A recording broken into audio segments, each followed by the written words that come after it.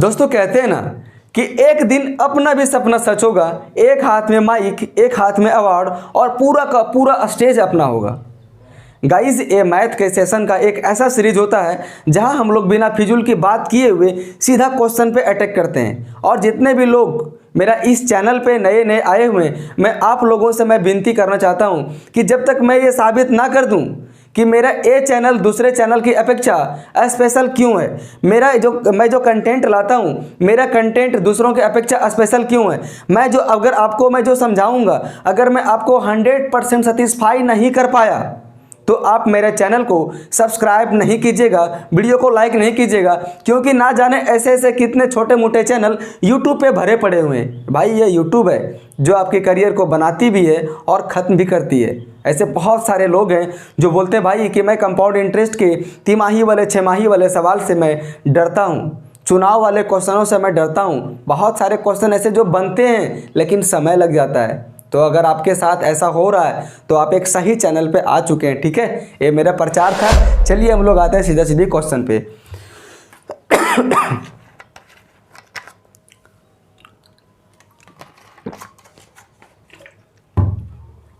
ठीक है, तो मैं उम्मीद करूंगा मैं भाई कि मेरा ये प्रचार आप लोगों की यकीन में तब्दील कर देगा। ठीक है, तो देखिए पहला क्वेश्चन है भाई चुनाव वाला क्वेश्चन। बोल रहा है कि एक चुनाव में उम्मीदवार ए को कुल मान्य वोटों के 75% के बराबर वोट मिले हैं। ठीक है, कुल ये मान्य वोटों मतलब कुल वैलिड वोटों के 75% के बराबर उसको वोट मिले।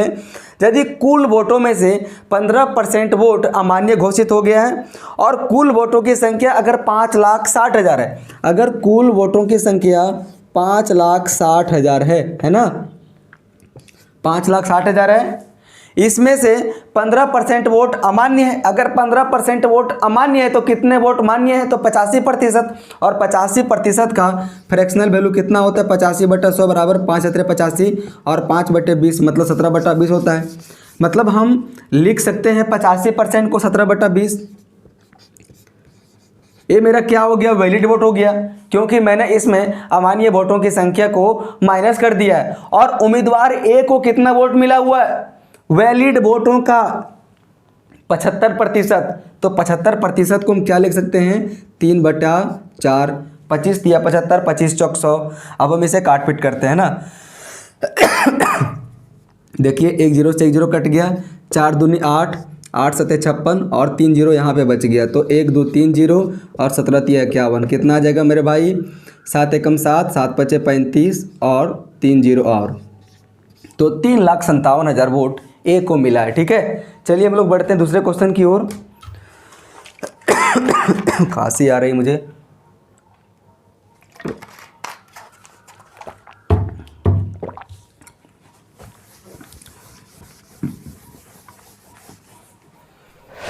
एक भी डाउट आपके अंदर नहीं रहने वाली है भाई इस पूरे सेशन के माध्यम से। देखिए नेक्स्ट क्वेश्चन है कॉन्सेप्चुअल डेटा पे बेस्ड है। बोल रहे यदि आयत की लंबाई 15% बढ़ जाती है और अगर इसकी चौड़ाई 20% तक घट जाती है तो आयत के क्षेत्रफल में प्रतिशत परिवर्तन ज्ञात करें। आप सभी को मालूम है कि आयत का क्षेत्रफल लंबाई इंटू चौड़ाई होती है। मतलब जो इसकी क्षेत्रफल है ये इसकी लंबाई और चौड़ाई पे डिपेंड पड़ती है। ठीक है, तो पहले इसकी जो लंबाई है 15% बढ़ जाती है। 15% का मतलब क्या हो गया? 15/100 मतलब 5 दिए 15, 5 20 100। मतलब अगर पहले लंबाई 20 यूनिट थी तो अब इसकी लंबाई कितनी यूनिट हो गई? 3 बढ़कर 23 यूनिट हो गई है। और इसकी चौड़ाई 20% घट जाती है। 20% का मतलब होता है 20/100 बराबर 20/2500 मतलब 1/5। मतलब अगर इसकी पहले चौड़ाई 5 यूनिट थी तो अब इसकी चौड़ाई घटकर 1 यूनिट घटकर कितना हो गया? 4 यूनिट। क्या आपको यहाँ तक समझ में आया? मैं अब इसे मिटा देता हूँ, है ना। तो ए मेरा हो गया पहले का क्षेत्रफल और ये हो गया मेरा बाद का क्षेत्रफल। तो पहले का क्षेत्रफल कितना आ गया? लंबाई इंटू चौड़ाई। ए मेरा बी है तो 20/100 और यहाँ पे कितना आ गया मेरे भाई? तो 23 चौक 92। और आप सभी को पता है कि 100 में जितना से कम या बेसी हो ये परसेंटेज में चेंज के बराबर होता है। मतलब अगर पहले आयत का क्षेत्रफल अगर 100 यूनिट था, 100% था, अब ये हो गया 92। कितना घट गया? 8। तो ये जितना घटता है ये इतना परसेंटेज में तब्दील हो जाता है अगर कंपैरिजन किया जाए 100 से। तो अब इसकी क्षेत्रफल में 8% की कमी हो जाएगी, है ना। तो चलिए, मैं उम्मीद करता हूँ कि आपको ये समझ में आया होगा और हम लोग बढ़ते हैं दूसरे क्वेश्चन की ओर। नेक्स्ट क्वेश्चन की ओर बोल रहा है कि अनुपमा ने एक पुस्तक को 10% के लाभ पर बेची, मतलब जो जितना उसका क्रयमूल्य होगा और इसके 10% का लाभ, मतलब इसका अब एसपी कितना हो जाएगा, 110 हो जाएगा। अगर इसे 20 रुपया ज़्यादा मूल्य पर बेचा होता तो इसे 15% का लाभ प्राप्त होता है। मतलब जहाँ पहले इसे 110%, मतलब अगर उसे जो पहले 10% का लाभ होता था, अब उसे लाभ कितना का होगा, 15%। मतलब अब एसपी कितना हो जाएगा, 115। तो कितना बढ़ गया, 5% बढ़ गया। किसके कारण, 20 रुपये के कारण बढ़ गया ना। पूछ रहा है कि वस्तु का क्रयमूल्य कितना होगा, तो वस्तु का क्रयमूल्य 100% होगा। ये कितना गुना है, 20 गुना।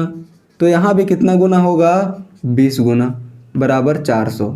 तो वस्तु का क्रयमूल्य कितना होगा मेरे भाई, 400 होगा। बस अभी अब ठहरिए, बहुत ज़्यादा मैं धमाकेदार क्वेश्चनों को लाया हूँ। मैं जो शुरुआत में आपको बोला ना वो मैं आपको करके दिखाऊंगा। आप बोलते कि भाई समय ही नहीं बचता है।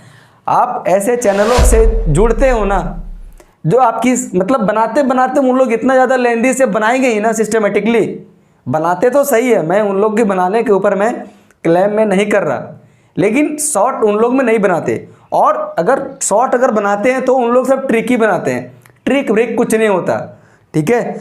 बोल रहा है कि ए और बी एक साथ मिलकर एक कार्य को 21 दिन में कर सकते हैं। ए और बी एक साथ मिलकर किसी कार्य को 21 दिन में कर सकते हैं और सी की मदद से वे का मतलब ए और बी है ना, तो सी की मदद से वे सारे लोग मिलकर पूरे कार्य को 14 दिन में कर सकते हैं। मतलब अगर ए बी के साथ अगर सी भी मिल जाए तो काम 14 दिन में हो सकता है, ठीक है। तो बोल रहा कि अगर अकेले सी को कार्य पर लगाया जाए तो सी इस पूरे कार्य को कितने दिनों में करेगा। तो सबसे पहले हम 21 और 14 का एलसीएम ले लेंगे, जो मुझे टोटल यूनिट ऑफ वर्क निकल जाएगी, ठीक है। तो 21 और 14 का ये कितना हो जाएगा एलसीएम, 42। ये कितना बार में कटेगा, 3 बार में, और ये 2 बार में। इस 3 और 2 का मतलब हुआ कि ए बी और सी तीनों की संयुक्त कार्य क्षमता 3 यूनिट है, जबकि ओनली ए और बी दोनों की संयुक्त कार्य क्षमता 2 यूनिट है। तो बोल रहा है कि सी इस कार्य को कितने दिनों में करेगा। तो टोटल कार्य कितना करना है, 42। टोटल कार्य को अगर हम सी की कार्य क्षमता से भाग दे देंगे तो हम ये ज्ञात कर पाएंगे, ठीक है। तो यहाँ पे ए प्लस बी प्लस सी तीनों की दिया हुआ 3 और सिर्फ ए प्लस बी के दिया हुआ 2। तो मतलब ये हो गया कि सिर्फ सी की कार्य क्षमता 1 हुआ होगा, तभी तो जोड़कर तीनों की कार्य क्षमता 3 हो गया। मतलब सी की कार्य क्षमता कितना यूनिट है, 1। तो 42/1 बराबर 42 दिन में है ना, 42 दिन में है। तो 42 दिन में से इस पूरे कार्य को कर पाएगा, है ना। आप इस क्वेश्चन के लैंग्वेज में फंस सकते थे, मैंने इसीलिए इस क्वेश्चन को लिया। देखिए नेक्स्ट क्वेश्चन है भाई, एलिगेशन एंड मिक्सर का क्वेश्चन ये है। बोल रहा है कि 5 लीटर चीनी के मिश्रण में 6% चीनी है, उसमें से 1 लीटर पानी भाप बन जाता है, तो शेष मिश्रण में चीनी का प्रतिशत ज्ञात करें, है ना। जैसे टोटल दिया हुआ है मिश्रण 6 लीटर दिया हुआ है, टोटल मिश्रण कितना दिया हुआ है, टोटल मिक्सचर कितना दिया हुआ है, बराबर 6 लीटर दिया हुआ है। इसमें शुगर कितना है, कितना भाई, शुगर 6% है। दोस्तों 5 लीटर मिश्रण है ना, 5 लीटर मिश्रण है और शुगर 6% है। मतलब अगर हम शुगर की मात्रा को निकालें तो कितना आएगा, बराबर 5 गुने 6/100 हो जाएगा, बराबर 5 छक 30/100 हो जाएगा। मतलब हम ऐसा कह सकते हैं कि 0.3 ग्राम शुगर है। अगर पानी उड़ जाए तो क्या चीनी की मात्रा में कोई प्रभाव पड़ेगा क्या, नहीं प्रभाव पड़ेगा भाई। चीनी का तो ज्यों का तो त्यों रहेगा ना। टोटल मिश्रण की जैसे जो पहले क्वांटिटी थी 5 लीटर, अब उसकी क्वांटिटी घट जाएगी। अब घट के कितना हो जाएगा, 1 लीटर घट के 4 लीटर हो जाएगा। तो अब फाइनल क्वांटिटी कितना बचा हुआ है, फाइनल मिक्सर कितना बचा हुआ है, तो 4 लीटर। इसमें से शुगर का प्रतिशत, इसमें शुगर कितना है, शुगर का मुझे प्रतिशत निकालना है। 0.3 ग्राम शुगर है, कितना में, 4 लीटर में।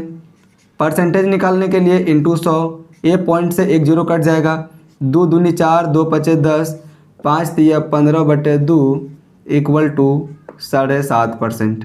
तो अब अगर 1 लीटर भाप बनकर पानी उड़ जाता है ना, तो अब चीनी के प्रतिशत कितना हो जाएगा, 7.5%। और पहले चीनी का प्रतिशत कितना था, 6%। तो 7.5% इस क्वेश्चन का करेक्ट आंसर हो जाएगा, है ना। चलिए हम लोग बढ़ते हैं नेक्स्ट क्वेश्चन की ओर।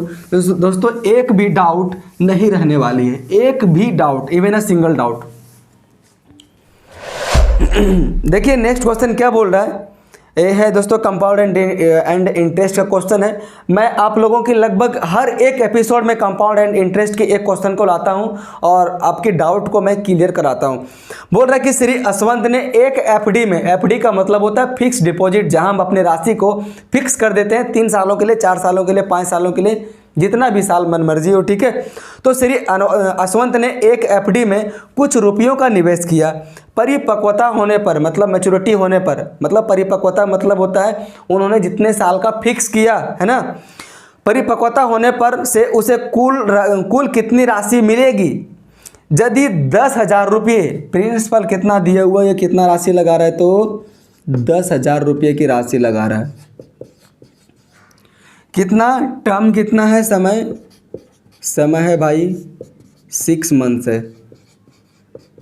और रेट ऑफ इंटरेस्ट कितना है, सिर्फ मैं लिखता हूँ रेट कितना है, 20% है। जैसा क्वेश्चन में था बस मैं ऐसा लिख दिया। बोल रहा है कि यदि चक्रवृद्धि ब्याज तिमाही संयोजित होती है, यदि चक्रवृद्धि ब्याज तिमाही संयोजित होती है तो 6 महीना के बाद 20% वार्षिक साधारण ब्याज की दर से उसे टोटल कुल कितना धनराशि मिलेगा। ब्याज तिमाही है, मतलब तिमाही का मतलब क्या हुआ, मतलब प्रत्येक 3 महीना के बाद जो इसकी ब्याज है वो जुड़ जाएगा मूलधन में। अब ब्याज प्लस मूलधन बनाकर फिर अब उस पर ब्याज लगेगा, मतलब प्रत्येक 3 महीना के बाद ब्याज पर भी ब्याज अब उसे मिलने वाला है, ठीक है। तो टोटल 6 महीना की साइकिल है ना। सबसे पहले हम देखेंगे कि 1 साल निकालने के लिए हम इस 3 में कितना का मल्टीप्लाई करेंगे, तो 4 का मल्टीप्लाई करेंगे, तो ये मेरा कितना हो जाएगा, 12। ये जो 4 है ना, हम भाग दे देंगे रेट ऑफ इंटरेस्ट में और गुना कर देंगे हम समय से। हम ऐसा क्यों करेंगे, मैंने आपको क्या बताया कि जो ये 4 है ये हम समय में गुना कर देंगे, बराबर 24 मंथ हो जाएगा। और ये 4 है ये मुझे रेट ऑफ इंटरेस्ट में भाग देना पड़ेगा, बराबर 5% हो जाएगा।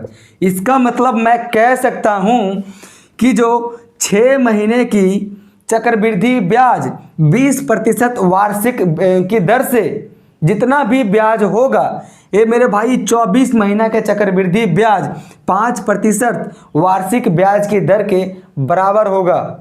मैं ऐसा कह सकता हूं, ठीक है। मैं इसे वार्षिक में कन्वर्ट कर दिया। जब आप इस इंटरेस्ट को वार्षिक में कन्वर्ट कर दोगे तो कैलकुलेशन इजी हो जाएगी, नहीं तो आप यूं ही घिसते पीटते रहोगे, फिर आपको तोड़ तोड़ कर बनाना पड़ेगा। तो मैंने आप इसे एक वर्ष में कन्वर्ट कर लिया, है ना। तो 5% हो गया और ये 24 महीना हो गया। 24 महीना का मतलब हो गया 2 साल। तो रेट ऑफ इंटरेस्ट से अगर 5% का चक्रवृद्धि ब्याज लगता हो तो 2 साल का कितना हो जाएगा, तो 5 + 5 + 5 गुने 5/100 बराबर 10 + 25/100 बराबर 10.25% हो जाएगा। मतलब मैं ऐसा कह सकता हूं कि 5% के हिसाब से 2 साल का चक्रवृद्धि ब्याज 10.25% हो जाएगा, है ना। 10.25% हो जाएगा। अब ये 100% का वैल्यू कितना दिया हुआ मेरे भाई, 10,000 दिया हुआ। तो 110.25% का वैल्यू कितना हो जाएगा, क्योंकि 100% तो प्रिंसिपल रहेगा और 10.25% ब्याज हो गया, तो टोटल 110.25% हो गया। तो मैं यहाँ 110.25 भागे में दे दूंगा 100 से, तो ये पॉइंट से हटेगा, ये दशमलव, यहाँ पे 2 जीरो और लगेगा और ये 4 जीरो से 4 जीरो खत्म हो गया, बच गया कितना, तो 110.25 मतलब कितना हो गया 11,025 रुपया। तो उसे परिपक्वता होने पर 11,025 रुपये मिलेगा। तो मेरे भाई आप क्या कीजिएगा, आप 12 को बनाने के लिए जितना का मल्टीप्लाई करना होगा, जैसे मुझे 4 का मल्टीप्लाई करना पड़ा यहाँ पे, तो आप क्या करेंगे, समय में इसे गुणा कर देंगे, ठीक है, और रेट ऑफ इंटरेस्ट में भाग दे देंगे। आप मान के चलिए अगर आप कभी कभी भूल भी जाएं कि भाई गुना किस में करना है, भाग किस में करना है, अगर आप इसमें भाग करते हो तो 6/4 का कुछ आएगा क्या, फिर तो वो तो टूटी फूटी साल आ गई, तो टूटी फूटी साल तो आएगी नहीं, ठीक है। तो आप इस तरह से कीजिएगा तो 11,025 रुपया इस क्वेश्चन का करेक्ट आंसर हो जाएगा। चलिए हम लोग पढ़ते हैं नेक्स्ट क्वेश्चन की ओर।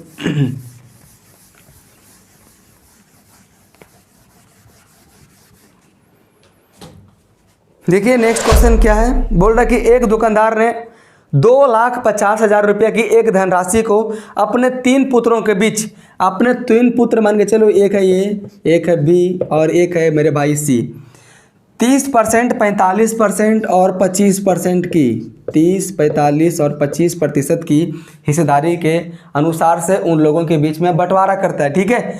तो बोल रहा है कि इन तीनों को कितना कितना मिला, टोटल धनराशि 2,50,000 रुपये। चलिए हम इससे पहले काट लेते हैं, 5 से कर कट रहा है तो 5 छक 30, 5 9 45, 5 5 25, मतलब जो भी धनराशि इन लोगों का वितरण हुआ होगा, ये जो ए को मिला होगा इसकी धनराशि ये 6 का मल्टीपल फैक्टर होगा, मतलब उसकी जो जितना भी पैसा मिला होगा ये 6 से कटता ही कटता होगा, जितना भी बी को मिला होगा वो 9 से कटता ही कटता होगा, और जो जितना भी मिला होगा सी को ये 5 से कटता ही होगा।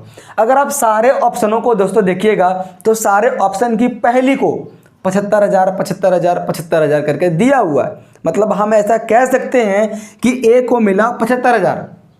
अगर हम लोग बढ़ते हैं 9, मतलब अगर हम लोग बढ़ते हैं इसके पुत्र बी की ओर, तो इसको कितना मिला हुआ रेशियो में, 9 यूनिट मिला हुआ है। तो ये इसका जो जितना भी भाग होगा ये तो 9 से कटेगा, और 9 से कटने का नियम क्या है, कोई भी संख्या हो अगर इसके अंकों का योग अगर 9 से कट रहा हो तो ये पूरे के पूरी संख्या 9 से कटेगा। जैसा कि आपको दिख रहा होगा पहला वाली ऑप्शन में 75,000 के बाद 1,14,500, आप इसके अंकों को काउंट कीजिए, 1 1 2 2 4 6 और 2 4 6 6 और 5 11, क्या 11 9 से काटता है क्या, नहीं।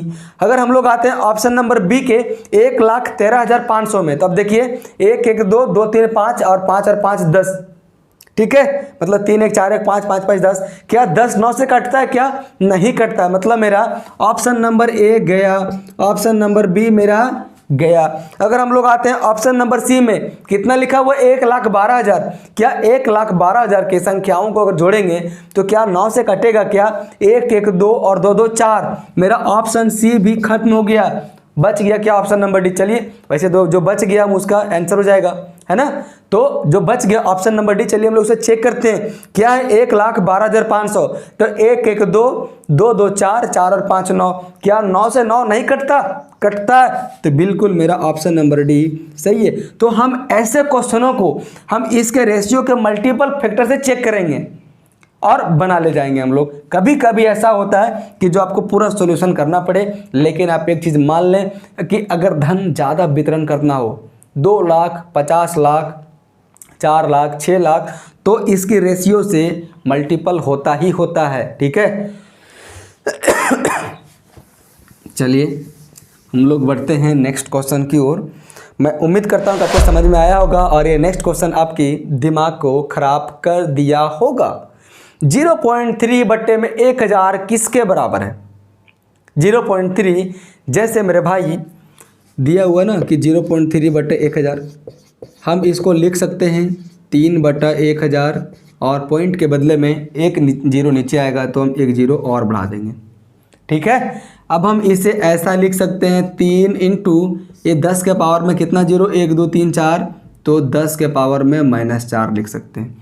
इसका मतलब हुआ कि कोई भी संख्या का अगर पावर माइनस में हो तो उस पावर को पॉजिटिव करने के लिए अगर हम उसे हर के रूप में व्यक्त कर देते हैं, लिख देते हैं, तो इसकी पावर पॉजिटिव हो जाती है। आप इस चीज़ को पढ़ेंगे सर्ट्स एंड इंडिसेस में। अगर आपने मेरा इस पूरे सेशन को ज्वाइन किया होगा तो मैंने इस चीज़ को बता रखा है। जैसे अगर मैं लिख देता हूँ यहाँ पे 5 के पावर में -9, अगर इस 9 को पॉजिटिव करना है ना तो आपको करना पड़ेगा 1/5 के पावर में 9। ठीक है, तो इसका आंसर क्या हो जाएगा 3 × 10 के पावर में -4, जो आपको दिख रहा है ऑप्शन नंबर ए में, और ऑप्शन नंबर ए इस क्वेश्चन का करेक्ट आंसर हो जाएगा। देखिए नेक्स्ट क्वेश्चन क्या है, भाग दीजिए इसे, कितना में भाग देते हैं आप। ठीक है, मैं इसमें बताऊंगा दोस्तों, मतलब आपको इसमें पेन भी उठाने की ज़रूरत नहीं पड़ेगी, मैं दावे के साथ में ऐसा कह सकता हूँ। बोल रहा है कि 0.1404 भागा में 0.06।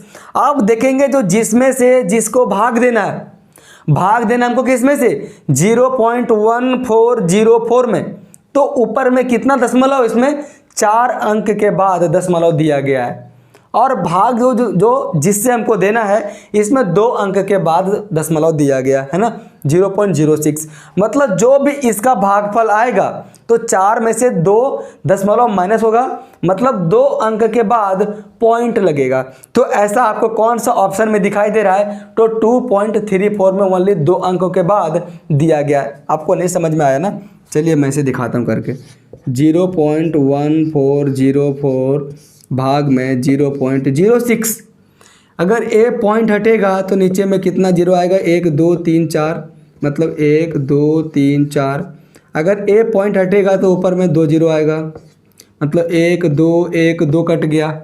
अब ये जो जितना भी बार में कटेगा उसके बाद में 2 पॉइंट तो लगेगा ना, क्योंकि नीचे तो 100 है, तो 2 अंकों के बाद दशमलव लगेगा। और ऐसा ओनली मतलब ऑप्शन नंबर बी में है, जो इस क्वेश्चन का करेक्ट आंसर हो जाएगा। कितना दिया हुआ है 2.34। हमें पूरा डिवाइड नहीं करना, हमें डिवाइड करना नहीं आता, आपको डिवाइड करना आता है, आप इसे काटते रहो।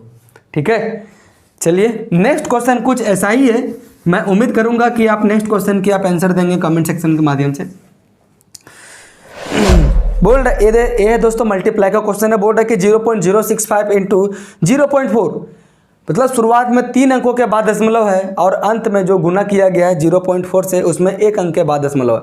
मतलब जो भी इसका परिणाम आएगा वो टोटल 3 और 1 4 अंक के बाद दशमलव लगेगा। और 4 अंक के बाद कौन सा ऑप्शन में दशमलव लगा हुआ है, तो one and only option number D. तो ऑप्शन नंबर डी इस क्वेश्चन का करेक्ट आंसर हो जाएगा। क्या आपको ऐसे क्वेश्चन को बनाने में समय लगता है? यही बोलते हैं कि हम लोग डायरेक्ट क्वेश्चन पे अटैक करते हैं, अटैक करना इसी को कहते हैं हम लोग। चलिए हम लोग बढ़ते हैं नेक्स्ट क्वेश्चन की ओर। भाई जितने भी लोग ये जो इस चैनल से परिचित नहीं है ना, उन लोगों को मालूम नहीं चलेगा कि अहमियत क्या होती है। और हम लोग बढ़ते हैं नेक्स्ट क्वेश्चन की ओर। बोल रहा है कि पहली भाज्य संख्याओं के माध्य, पहली 5 भाज्य संख्या, तो पहली 5 भाज्य संख्या का माध्य मतलब उसका औसत। तो पहली संख्या ऐसी कौन सी है जो सबसे छोटी है और सबसे पहली भी है और वो संख्या भाज्य भी हो, तो 4 है। ठीक है, तो 4 के बाद कितना आ जाएगा 6, 6 के बाद 8, 8 के बाद 9, 9 के बाद 10।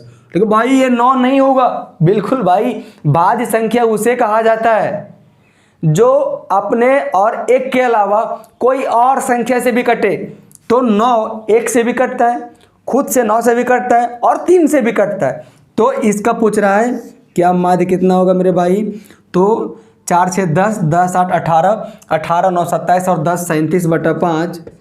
ठीक है, आप इसे भाग नहीं दीजिएगा, आप इसे 2 से मल्टीप्लाई कर दीजिए, यहाँ भी 2 से मल्टीप्लाई कर दीजिए। 74/10 बराबर 7.4। आप इसे यूं ही कैलकुलेट कीजिएगा मुंह से ही। ठीक है, 7.4। और बोल रहा है तथा पहली 5 अभाज्य संख्याओं के माध्य क्या होगा, तो पहली 5 तो सबसे छोटी अभाज्य संख्या 2 है, फिर 3 है, फिर 5 है, फिर 7 है, फिर 11 है। अब इन संख्याओं का माध्य कितना होगा, तो 2 3 5 5 10 7 17 17 11 28, 28/5 बराबर 5.6। ऑटोमेटिकली आप इसे मन में ही 2 से गुना कर दीजिएगा। 28 दूनी 56, 5 दूनी 10, मतलब 56 में एक अंक के बाद दशमलव लगेगा। अभी इस दोनों में अंतर पूछा हुआ है तो 74 और 56 में कितना का अंतर होता है? 18 का अंतर होता है, और एक अंक के बाद दशमलव लगा हुआ है, तो एक अंक के बाद हम लोग दशमलव लगा देंगे, तो 1.8 इस क्वेश्चन का करेक्ट आंसर हो जाएगा। ठीक है, चलिए हम लोग बढ़ते हैं नेक्स्ट क्वेश्चन की ओर। दोस्तों क्वेश्चन बहुत सारे हैं, जब आप लोग की रिस्पांस आना शुरू हो जाएगी तो क्वेश्चनों को और भी ज़्यादा लाया जाएगा। बोल रहा है कि मुंबई से पुणे तक की ट्रिप में, मुंबई से लेकर पुणे तक की ट्रिप में 60 किलोमीटर प्रति घंटा की रफ्तार से चलने पर 4 घंटे 30 मिनट का समय लगता है। सबसे पहले निकाल लेंगे दूरी। तो कहाँ से कहाँ जा रहा है मेरे भाई? मुंबई से मुंबई टू पुणे, है ना, 60 किलोमीटर प्रति घंटा के हिसाब से जा रहा है। लग रहा है समय 4 घंटा एंड 30 मिनट। तो दूरी कितना होगा? 60 किलोमीटर के हिसाब से 4 घंटा चलेगा तो 240 किलोमीटर, प्लस आधा घंटा चलेगा तो 30 किलोमीटर। तो 240 और 30 इक्वल टू कितना हो जाएगा? 270। तो टोटल डिस्टेंस कितना हो गया? टोटल डिस्टेंस कितना हो गया? 270 किलोमीटर। बोल रहा है कि यदि 15 मीटर प्रति सेकंड के हिसाब से अगर चले तो इस दूरी को तय करने में कितना का समय लगेगा? मेरे भाई अगर मीटर से प्रति सेकंड, अगर मीटर प्रति सेकंड से किलोमीटर प्रति घंटा में अगर कन्वर्ट करना हो, अगर मीटर प्रति सेकंड से किलोमीटर प्रति घंटा में कन्वर्ट करना हो तो आप इसमें दोस्तों गुना कर दीजिएगा 3.6 से, और अगर आपको किलोमीटर प्रति घंटा से मीटर प्रति सेकंड में अगर चेंज करना हो तो भाग दे दीजिएगा 3.6 से। आप इस कॉन्सेप्ट को याद रखेंगे। ठीक है, तो मीटर प्रति सेकंड से हमको चेंज करना है किस चीज़ में? किलोमीटर प्रति घंटा में। तो क्या हो जाएगा यहाँ पे 15, हम इनमें यहाँ पे अब गुना करेंगे कि भाग करेंगे? भाग करेंगे ना, क्यों? हमें मीटर प्रति सेकंड से किलोमीटर प्रति घंटा में चेंज करना है, किससे? 3.6 से। तो ये पॉइंट हटेगा तो नीचे बैठेगा 10, 5 दूनी 10, 5 तिया 15 और 2 18 36, 18 तिया 54। मतलब हम ऐसा कह सकते हैं कि 54 किलोमीटर प्रति घंटा अब ये हो गया इसका फाइनल स्पीड। तो अगर ये व्यक्ति 54 किलोमीटर प्रति घंटा के स्पीड से चलता है तो 270 किलोमीटर की दूरी को पार करने में कितना का समय लगेगा? तो समय बराबर क्या होता है मेरे भाई? दूरी बटा समय। तो दूरी बटा चाल, तो 270 इसकी दूरी है और चाल कितनी है? 54 है। 9 छक्के 54, 9 तिया 27, 6 पचे 30 बराबर 5 घंटा का समय लगने वाला है। ठीक है, इसे तो 5 घंटा इस क्वेश्चन का करेक्ट आंसर हो जाएगा। भाई मुझे समझाना पड़ता है ना, इसलिए समय लगता है, आप इसे बनाने में ज़्यादा समय नहीं लेंगे। दोस्तों अगर आप इस चैनल पे हो ना तो आप ऐसे ऐसे क्वेश्चनों की नोट्स बनाना सीखिए। अगर आप नोट्स बनाएंगे ना तो आपके पास कॉन्सेप्ट भी होगा, और मैं जो बोलता हूँ ना स्मार्ट सॉल्यूशन कि आपको ऐसे करना है वैसे करना है, मैं ऐसे बहुत सारे जो चीज़ें हैं ना, मैं जो बोलता नहीं, मतलब मैं जो उसे लिखता नहीं, मैं बोलता हूँ, आप उस चीज़ को भी जरूर लिखिएगा। और हम लोग बढ़ते हैं आज के अंतिम क्वेश्चन की ओर। बोल रहे कि 4 अंकों की वह बड़ी से बड़ी संख्या ज्ञात कीजिए जो 83 से पूर्णतः विभाजित हो। तो 4 अंकों की सबसे बड़ी संख्या क्या होती है? 9999। हम इसे दे देंगे भागा 83 से, जो इसमें शेष बचेगा हम उस शेष को 9999 में माइनस कर देंगे, तो हमें एक ज्ञात हो जाएगा कि ये 4 अंकों की सबसे बड़ी संख्या हो गई जो 83 से विभाज्य हो ही रही है। तो ये 83 से कितना बार में कटेगा? सबसे पहले एक बार में, तो 99 में से चल गया तो 83 कितना बच गया? 9 में से 3 तो 6, 9 में से 8 तो 1। ठीक है, उसके बाद आप उतारिएगा इस 9 को, कितना बार में जाएगा? 2 बार में चल जाएगा, तो 83 दूनी 166 हो जाएगा। तो 9 में से 6 तो 3 और ये पूरा पूरी कट जाएगा। उसके बाद क्या उतरेगा? 9। क्या 39 83 से भाग जाएगा? क्या नहीं जाएगा। इसका मतलब ये हुआ कि अगर हम इस 9999 में 39 को माइनस अगर के कर दें तो ये पूरे संख्या 83 से भाग हो जाएगा और ये 4 अंकों की सबसे बड़ी संख्या हो जाएगी। तो 9999 में से 39 को हम लोग माइनस कर देंगे, कितना बचेगा? 9960 बचेगा, जो आपको दिखाई दे रहा है ऑप्शन नंबर सी में। तो 9960 इस क्वेश्चन का करेक्ट आंसर हो जाएगा। ठीक है,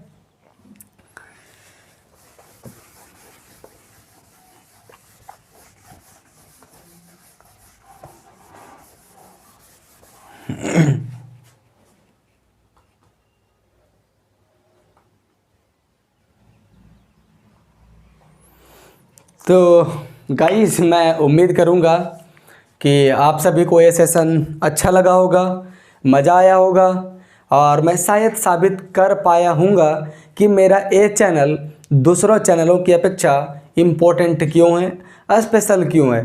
तो अगर ओवरऑल आप सभी को लगा होगा कि मैंने जो कमिटमेंट किया था इस सेशन को शुरुआत होने से पहले, अगर मैं उसे साबित कर दिया हूँगा, तो आप इस चैनल को सब्सक्राइब कीजिएगा और अथवा नहीं भी आप कीजिएगा, ये आपके ऊपर डिपेंड पड़ता है भाई।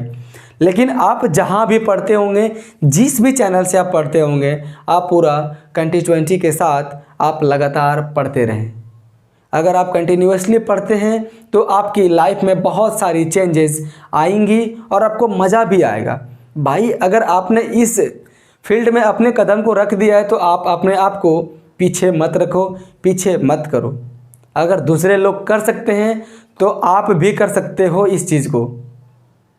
तो चलिए, अगर आपको कैसा लगा नहीं लगा, आप लोग सब्सक्राइब कीजिएगा अथवा आप नहीं कीजिएगा, ये आपके ऊपर डिपेंड पड़ता है। लेकिन आप एक ज़रूर से आप कमेंट कीजिएगा कि आपको ये सेशन कैसा लगा, ताकि मैं आपकी थाउट को, सोच को मैं जान सकूं, कहाँ मुझे सुधार करने की ज़रूरत है। अच्छा, तो आपको कौन सा चीज़ आपको बेस्ट लगा, आप मुझे ज़रूर कमेंट कीजिएगा, ठीक है। तो चलिए हम लोग इस वीडियो को यहीं पे एंड करते हैं। Thank you.